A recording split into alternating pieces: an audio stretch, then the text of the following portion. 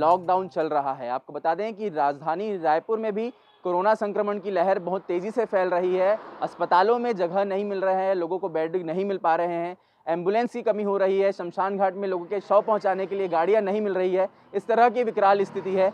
ऐसे में अपनी जान को जोखिम में डालकर रायपुर शहर के दो नौजवान जो हैं, लोगों की मदद करने के लिए निकले हैं और लोगों को कोविड पेशेंट जो हैं उन्हें अस्पताल तक पहुंचा रहे हैं। आइए हम आपको ऐसे दो जाबाज लोगों से मिलवाने वाले हैं कि किस तरह से इनकी ये शुरुआत हुई, हम जानना चाहेंगे जी कि किस तरह का आप लोग को ये आइडिया आया और आप लोग लोगों की मदद करने के लिए अभी निकल रहे हैं। लास्ट ईयर आपने कोरोना में देखा था कि स्थिति भयावह थी, लेकिन इस बार स्थिति बहुत ज़्यादा जब गंभीर हो गई थी। अचानक शहर में लॉकडाउन हुआ, एक के बाद एक जब ज़िले में लॉकडाउन होना चालू हुए, तो पहले हमने कोशिश की सोशल मीडिया के माध्यम से मदद करने की। हमारी टीम एक्टिव होकर उसमें मदद करती रही। फिर एक सबसे बड़ी दिक्कत जब सामने आई कि लोग बिना इलाज के लोगों की डेथ होने लगी। क्यों? क्योंकि एम्बुलेंस नहीं थी, ट्रांसपोर्टिंग व्हीकल्स की कमी थी और इतने ज़्यादा तादाद में मरीज़ थे कि गाड़ियाँ कम पड़ गई। तो उस वक्त हमने बिना किसी सेकंड थॉट के डिसाइड किया कि अगर हमारे पास कोई गाड़ी आती है, अगर कोई हमें व्हीकल मिलती है, तो हम कोविड पेशेंट्स को घर से हॉस्पिटल, हॉस्पिटल से घर, और जो भी मेडिकल स्टाफ होंगे उसको उनको ले जाएंगे। और इस तरह से हमने सोशल मीडिया में डाला। तो मेरे एक करीबी दोस्त हैं, जो रंगोली आर्टिस्ट हैं, प्रमोद साहू, उन्होंने अपनी क्रेटा गाड़ी हमें दी और हम फिर इस रेस्क्यू के लिए तैयार हुए। और एक सबसे बड़ी दिक्कत ये थी कि हमें 2 लोग चाहिए थे। एक मैं स्वयं था, मुझे गाड़ी ड्राइव करनी नहीं आती थी, तो ऐसे में मेरे करीबी दोस्त हैं जो वीडियो ब्लॉगर हैं, अरविंद सोनवानी, वो सामने में आए। ये जानते हुए कि इस काम में काफ़ी रिस्क होगा, वो सामने में आए और आज वो ड्राइव करते हैं। मैं हेल्पर हूँ, मैं उनकी हेल्प करता हूँ। और जो भी कोविड पेशेंट होते हैं, हमने अपना नंबर पोस्टर बना के बैनर पूरे छत्तीसगढ़ में वायरल किए हुए हैं कि रायपुर और सराउंडिंग 100 किलोमीटर के एरिया में जो भी कोई ऐसा पेशेंट है जो हॉस्पिटल नहीं जा पा रहा है, या कोई ऐसा मेडिकल स्टाफ है जो नहीं जा पा रहा है, तो राउंड द क्लॉक वो जब भी हम कॉल करेंगे तो हम उनको निःशुल्क जो है हॉस्पिटल तक ड्रॉप कर रहे हैं। बस ये है कि वो सक्षम ना हो, आर्थिक स्थिति के आधार पर भी हम लोगों को देख रहे हैं कि उनके पैसे बच जाएँ या उनको बिल्कुल पैसे ना लगें।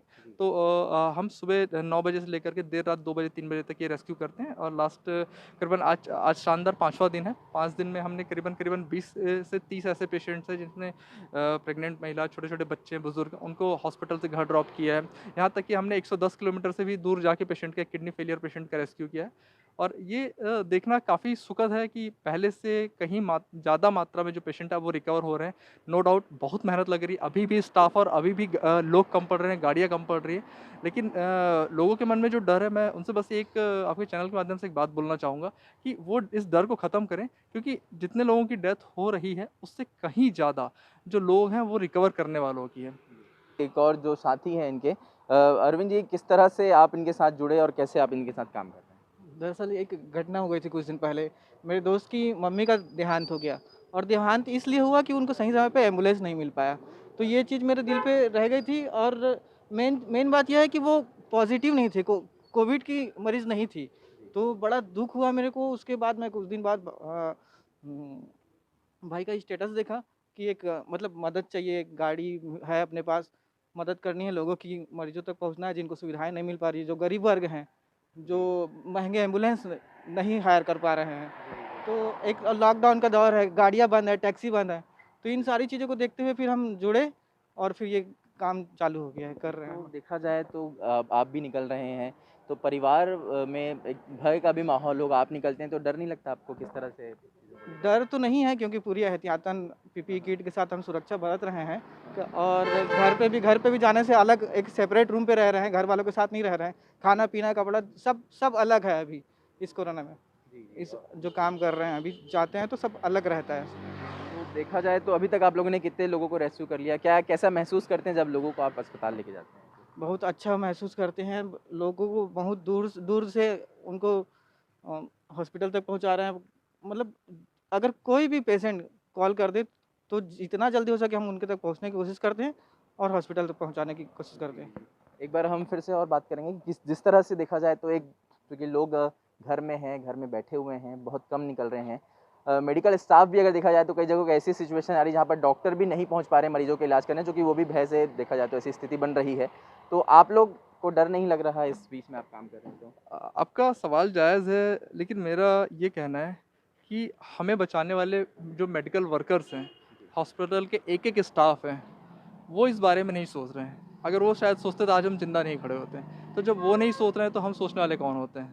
दूसरी बात, अगर मान लो हम पॉज़िटिव आते हैं या कुछ होता है, तो मुझे अपनी मेडिकल टीम पे, अपने गवर्नमेंट पे, अपने सिस्टम पे इतना भरोसा है कि वो हमारा बेहतर से बेहतर इलाज करा लेंगे। और जिन लोगों को हम बचा रहे हैं, उनकी दुआएँ साथ हैं, तो मुझे लगता है दवा से भी ज़्यादा असर करती है, हमें कुछ नहीं होगा। जी, एक अंतिम सवाल लूँगा कि देखा जाए कि एम्बुलेंस की एक कमी देखी जा रही है रायपुर में, आप लोग जिस तरह से लेके जा रहे हैं, समय पर नॉर्मल पेशेंट है उनको भी एम्बुलेंस नहीं मिल पा रही है, कोविड पेशेंट को भी ले जाने में दिक्कतें हो रही है, तो किस तरह से इस प्रॉब्लम से आप लोग हाँ, देखते हैं इसको और कैसे करना चाहिए? देखिए, बहुत ज़्यादा गंभीर मरीज़ के लिए तो एम्बुलेंस की नीड चाहिए होती है। हम लोग कोशिश करते हैं कि ज़्यादा से ज़्यादा पेशेंट जो कंफर्टेबल हो उसको इसमें लेके जाएँ, और अगर दिक्कत होती है तो कुछ हमारे परिचित एम्बुलेंस वाले हैं, तो हम उनसे रिक्वेस्ट करते हैं कि काफ़ी कम कॉस्ट पे वो अपनी एम्बुलेंस प्रोवाइड कर दें। और इसका भी हमने एक तोड़ निकाला है। हमने आपस में दोस्तों ने मिलके अपने सुमित फाउंडेशन में एक हमने क्राउड फंडिंग चालू की है, और हम पूरी से पूरी कोशिश कर रहे हैं कि हम बहुत जल्दी एक एम्बुलेंस अपनी खुद की खरीद लें। हालाँकि इसमें आर्थिक समस्या हमें आड़े आ रही, फिर भी हम पीछे नहीं हट रहे हैं। जिस दिन हमारी अगर 1 सप्ताह के अंदर अगर हमारी खुद की एम्बुलेंस आ जाती है, तो हम उस एम्बुलेंस को सारे पेशेंट्स के लिए हम उसको फ्री ऑफ कॉस्ट चलाएँगे, ताकि जितने ज़्यादा से ज़्यादा लोगों की हम 24 घंटे मदद कर पाएँ। क्योंकि एम्बुलेंस का काम सिर्फ़ एम्बुलेंस कर सकती है। हम कार में हमारी एक लिमिटेशन है। फिर मैं आपको बताऊँगा, आप चाहें तो कार में देख सकते हैं, हमारे कार में एनी टाइम 1 से 2 ऑक्सीजन सिलेंडर, सैनिटरी पैड्स और फूड सप्लाई से लेकर के बाकी सारी चीज़ें अवेलेबल होती हैं। तो हम कोशिश करते हैं कि इसमें जितनी मेडिकल फैसिलिटी दे पाएँ, इवन हम घर पे जाके अगर ऑक्सीजन सिलेंडर फिट करना है, उनको सिखाना है, ये सारी चीज़ें करते हैं। बट फिर भी मेडिकल के लिए हॉस्पिटल और एक बेस्ट केयर के लिए एक अच्छा एम्बुलेंस नीड होगी, तो हम प्रयास करें कि हम खुद का एक एम्बुलेंस ले पाएँ। तो आपने देखा कि किस तरह से रायपुर शहर के जो 2 युवक हैं, वो लोगों की मदद करने के लिए आगे आ रहे हैं। देखा जाए तो हमने जिस तरह से आपको पूरी गाड़ी दिखाई है, इस गाड़ी में इन्होंने एक देखा जाए तो एक चलता-फिरता ये एम्बुलेंस है, एक सामान्य गाड़ी है, लेकिन फिर भी इन्होंने गाड़ी में ऑक्सीजन सिलेंडर रखी है, जो चीज़ें ज़रूरत पड़ती है एक पेशेंट को, उसकी पूरी व्यवस्था यहाँ पर रखी गई है। देखा जाए तो लगातार ये पिछले 5 दिनों से काम कर रहे हैं और लगातार इन्हें लोगों का सपोर्ट मिल रहा है। इनकी उम्मीद है कि ये एक एम्बुलेंस की अभी जिस तरह से देखा जाए तो कोविड काल में ये लोगों को निःशुल्क लाना ले जाना कर रहे हैं। ऐसे में इन्हें एक एम्बुलेंस की भी सख्त ज़रूरत है। ऐसे में इन्होंने लोगों से भी आग्रह किया है कि लोग इन्हें सपोर्ट करें, और इनके पास अगर ये एम्बुलेंस आ जाएगी तो ये सामान्य से लेकर जो निम्न वर्ग के आय के लोग हैं, जो कमज़ोर वर्ग के आय के लोग हैं, इनकी भी ये मदद कर पाएँगे। सिद्धार्थ श्रीवास्तव, एटीवी भारत, रायपुर।